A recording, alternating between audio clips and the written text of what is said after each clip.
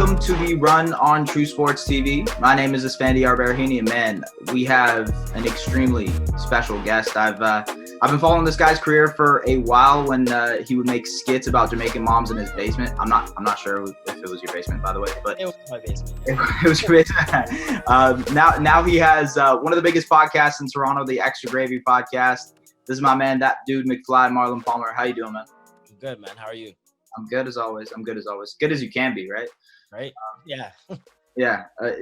I mean, as always, thanks for coming on. I appreciate it. But, the main reason I reached out to you for this interview is because I feel like with what you do, it's really, really good to have you on for this topic, because your podcast is an intersection of all of this. And what we're going to talk about is going to be an intersection of all of it as well. Most specifically, like, we're going to talk about hip hop and the connection and the intersections between like race, politics, sports, culture, all that stuff. But I think hip hop, and you'll probably agree with this, it's one of the most, if not the most important outlet for creativity, especially with how popular it's grown over the past, let's say 20 years. Yeah. So I want to start off with this, and I know it's a topic of conversation for everybody. I've seen you talk about it on Twitter yourself. J.Cole, Snow on the Bluff, Noname, Song 33. There's a lot of controversy around that. There's a lot of, I guess, a necessary conversation being started about that as well. There's some people saying we should cancel J. Cole, calling him a misogynist, et cetera, et cetera. And then there's people trying to defend him, saying, oh, he was talking about the bigger picture. Where do you stand in all that? Like, where do you pick your side, I guess? Well, first, it's a distraction. That's first. Right. Amongst everything else, it's a distraction. In the same sense of, like, it's not even in the same vein as the NBA. It's a distraction in the sense that, like, it's unfortunate that women have to reach back at a time when we're supposed to be moving forward and kind of spoon feed information to men over this issue. So, like, his entire song was just, first of all, is off of a subtweet, which is weird enough. Yeah. Because you don't pick J. Cole to be someone that's insecure. Like, all artists are insecure to an extent, but usually just with their craft, never like with activism and their actual blackness. Like, right. Who was questioning J. Cole's role in activism? I know I wasn't. I don't think anybody was. Yeah. So for him to take offense to that must mean that, because it should be said that the last time we saw him at protests was before this all happened, right? He was in North Carolina. Yeah. And then now it kind of took him a little longer than the last time. So I feel like that's kind of where some of it comes from as well. Like, fans have this ego thing where we feel like artists should do things on our time the way we want them to do it. And he chose when he wanted to go out and protest. And a lot of the people criticizing him have never even gone out. So it's like, it's interesting to see the arguments. The whole crux and angle of his verse, or his song rather, was dumb. He should have never, like, at no point in 2020 can you say, I don't know where to find the information. Right. It's just that simple.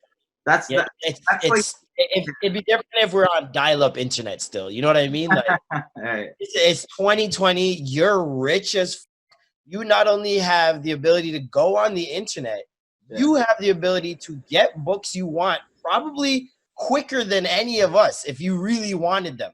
You could send someone to the store. You could send someone to make some orders. You can watch movies. You can watch videos. He can speak to people. He can speak to Reverend Al Sharpton. Like, there's so many people he, in his position, can speak with.